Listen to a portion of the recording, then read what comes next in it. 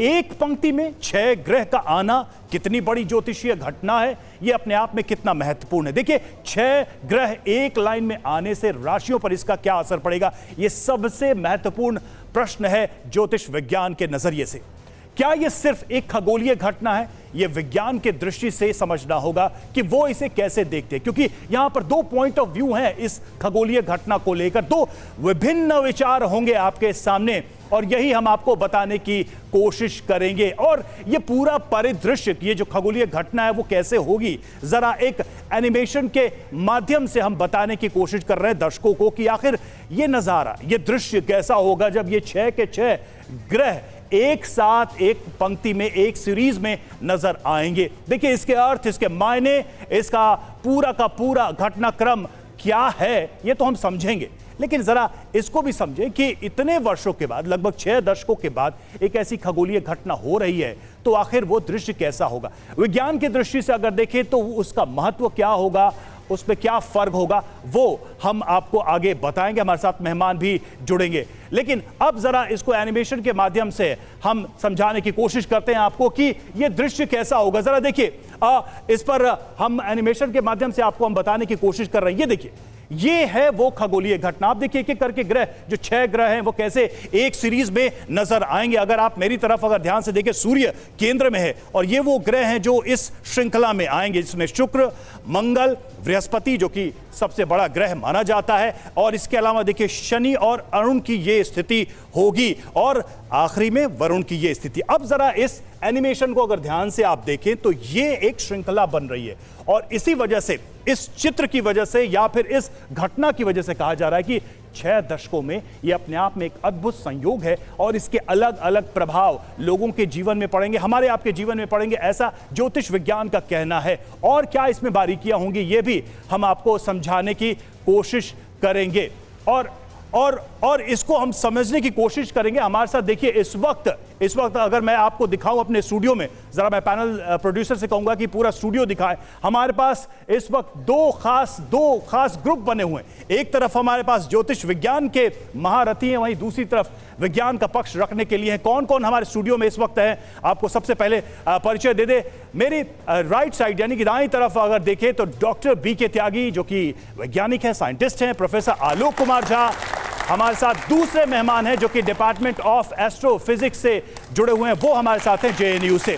आप दोनों का बहुत बहुत स्वागत है सर। अब चलिए दूसरी तरफ चलते हैं, बाईं तरफ चलते हैं। ज्योतिष विज्ञान के महारथी हमारे साथ इस वक्त मौजूद हैं। डॉक्टर नीति शर्मा हमारे साथ एस्ट्रोलॉजर इस वक्त मौजूद है स्टूडियो में। श्रुति खरबंदा हमारे साथ जुड़ी हुई हैं और तोशिका राजोरा एस्ट्रोलॉजर हमारे साथ जुड़ी हुई हैं और आचार्य अश्विनी सहगल एस्ट्रोलॉजर, पंडित DP शास्त्री हमारे साथ मौजूद हैं और पंडित अरविंद शुक्ला एस्ट्रोलॉजर मौजूद है। एक बड़ी रोचक बात चली है पता हमें इस पूरे डिस्कशन के दौरान कि हमारे साथ कई ज्योतिष शास्त्री ऐसे हैं जो विज्ञान के विद्यार्थी रहे, तो मान के चलिए कि और दिलचस्प होने वाला। सबसे पहले मैं ज्योतिष शास्त्र के जानकारों से ही समझना चाहूंगा कि ये जो हम एनिमेशन दिखा रहे हैं इस वक्त, जो ग्रहों की जो दिशा और दशा दिखा रहे हैं, इसका मतलब क्या है। सबसे पहले तो सर आप ही से शुरुआत करते हैं, कैसे आप इसको डिस्क्राइब करेंगे। अगर आप मेरे पास आ जाएं और जरा इस एनिमेशन को जरा दर्शकों को बताएं कि ये जो एक श्रृंखला, एक सीरीज बन रही है, इसका क्या मतलब है, कैसे समझें।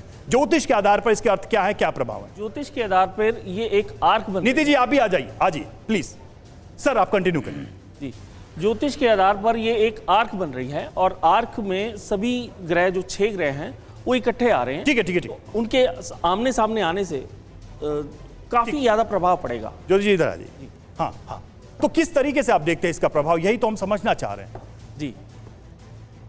कहीं पे अधिक बारिश होगी, कहीं पे ओलावृष्टि होगी, अच्छा। कहीं पे लड़ाई झगड़ा होगा। अच्छा, तो इस तरीके की चीजें इन ग्रहों की इस स्थिति से। ठीक है सर, जाइए। मैम आप कैसे, वो तो कह रहे कहीं ओलावृष्टि, कहीं झगड़ा, कहीं लड़ाई, मतलब इसको हम कैसे समझे। पहले तो सबको ज्योतिष का अर्थ समझना चाहिए। अच्छा, ज्योतिष को अगर आप संधि विच्छेद करें, ज्योति प्लस ईश्वर, प्रकाश को समझने की, यहाँ पे प्रकाश की गति को मैं आपको देख पा रही हूँ क्योंकि लाइट इज देयर। आप प्लैनेट्स को देख पा रहे हैं क्योंकि रोशनी, हमारा जो रेटिना है वो लाइट से ही विजिबिलिटी। तो ये जो हम दिखा रहे हैं इस चित्र का क्या अर्थ है। आपको 2 ल्यूमिनस बॉडीज हैं, सन एंड मून। आपका मेरे परिचय कराया, मैं खुद BSc ऑनर्स हूँ मास्टर्स किया मैंने साइंस में, तो उसके बाद ज्योतिष शास्त्र को जब समझती हूँ तो ठीक है पूर्ण मैम, रूप इस से पे हम वैज्ञानिक विस्तार है। से बात करेंगे। लेकिन मैं ये बता रही हूँ कि जिस प्रकार से सूर्य की गर्मी आप दिन में महसूस करते हैं, ठीक है, चंद्रमा की शीतलता महसूस करते हैं, इसी प्रकार शुक्र, मंगल, बृहस्पति, शनि, अरुण और वरुण, ये सारे ग्रह हमको प्रभावित करते हैं। ठीक है। ज्योतिष शास्त्र में जिस प्रकार से बृहस्पति इस समय महाकुंभ चल रहा है, बृहस्पति का गोचर वृषभ राशि में चल रहा है, बृहस्पति को जीव कारक माना जाता है, संतान का कारक माना जाता है, जीवन रोपण की शक्ति, और साइंस कहती है, एस्ट्रोनॉमी कहती है कि गुरुत्व आकर्षण जुपिटर का है, जो वो एक्स्ट्रा हमारे सेलेस्टियल बॉडीज आती हैं कॉमेट्स, उसको अपने ग्रेविटी में खींच लेता है, जिसकी वजह से पृथ्वी का अस्तित्व बचा हुआ है। तो कहीं ना कहीं किस प्रकार साइंस एक तरफ जुपिटर को उसकी मैग्नेटिक फील्ड की वजह से पृथ्वी के संरक्षण के हेतु समझता है, और हम उसी को आध्यात्मिक और ज्योतिष के लेकिन दृष्टि से मैम जीवन बात का वही है कारक मेरी समझते कि हैं। इस चित्र को कैसे देखा जाए, इस चित्र को देखने के लिए ये प्रभाव है कि ये जब चित्र ये 6-7 ग्रह एक अलाइनमेंट में, लाइन नहीं है, अलाइनमेंट है, ठीक है, अलाइनमेंट में आएंगे तो निश्चित रूप से पृथ्वी पे इसका प्रभाव पड़ेगा। अलग अलग ग्रहों के ट्रेड्स के हिसाब से इसका वैश्विक रूप से प्रभाव देखा जाएगा। कोई कुछ एक्स्ट्रा बताना चाहे, क्योंकि ये बात तो हो गई कि बहुत कुछ असर पड़ेगा। आइए सर। वॉर के लिए बड़ा एग्रेसिव होगा, राजनीतिक उथल अरविंद जी आप भी भगवान भुवन भास्कर मकर राशि में गोचर कर रहे हैं। जिसके पास भी पॉइंट है मैं इनवाइट कर रहा हूं आपको कि अगर आप इसमें बता पाएं। शनि के साथ भुवन भास्कर सूर्य मकर राशि में गोचर कर रहे हैं, और एक लाइन में आप देख रहे हैं, सप्त ग्रह का विधान ज्योतिष में है, 12 मिहिर पराशर लिखे हैं, 7 तीर्थ के लिए लिखे हैं, 7 दिवस के लिए लिखे हैं। इसमें शुक्र मंगल के साथ जो आप बनाए बृहस्पति का, ये सब एक साथ में इसलिए हैं कि एक हमारा एक ऐसा संजोग आया है, ये संजोग से कोई डरने की बात नहीं है, ये प्राय संजोग ज्योतिष में मिला है। अच्छा। 12 मिहिर सिद्धांत से मिला है, कोई भयभीत होने का काम नहीं है। आप कह रहे हैं डरने की बात नहीं, अभी मैम ने कहा कि क्या मंगल, आप क्या कहेंगे? मंगल कुछ आएगा, कहीं कुछ आएगा। मंगल देखिए मंगल का सूचक है। देवपुरी बृहस्पति जब तक 12 वर्ष बाद जब आए हैं, महाकुंभ का जो आयोजन हुआ है, ज्येष्ठा नक्षत्र में 25 तारीख को चंद्रमा रहेगा, 29 जनवरी को चंद्रमा। लेकिन बात वही है कि पूरी दुनिया में बहुत कुछ उथल पुथल हो रहा है, ऐसे में ऐसा बन रहा है। शुक्ला जी बताइए। जो शास्त्री जी कह रहे हैं उनकी बात से बिल्कुल मैं सहमत हूँ। कहते हैं ग्रहाधीनम जगत सर्वा, ग्रहों के अधीनस्थ पूरा जगत संसार है।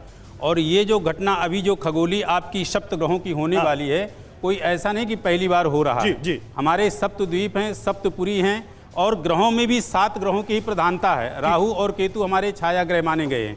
तो जैसे सूर्य और सूर्य के साथ साथ शुक्र और मंगल, बृहस्पति और शनि, ये सभी ग्रह जो है, कोई भी ग्रह शीतल वाला नहीं है। लगभग सभी ग्रह जो है अग्नि तत्व कारक हैं।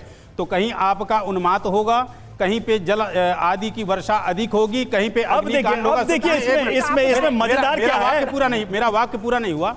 और ये जो पूरी तरह से मंडल बना हुआ है, इसी मंडल के बीच कहीं जो ग्रहों की स्थिति गोचर में सही है, वहां खुशहाली हो। मैं विज्ञान से तो बाद में डिफरेंस पूछता, अभी तो ज्योतिष विज्ञान में भी मुझे थोड़ा डिफरेंस। जी तोशिका आप कहिए, आप क्या कहना चाहते हैं? यहाँ पे मैं एक चीज क्या ऐड ऑन करना चाहती हूँ? मैं सभी की बात से एकदम सहमत हूँ, लेकिन आपको एक चीज बता दूं, क्योंकि ये 7 प्लैनेट्स जो हैं एक साथ अलाइन हो रहे हैं।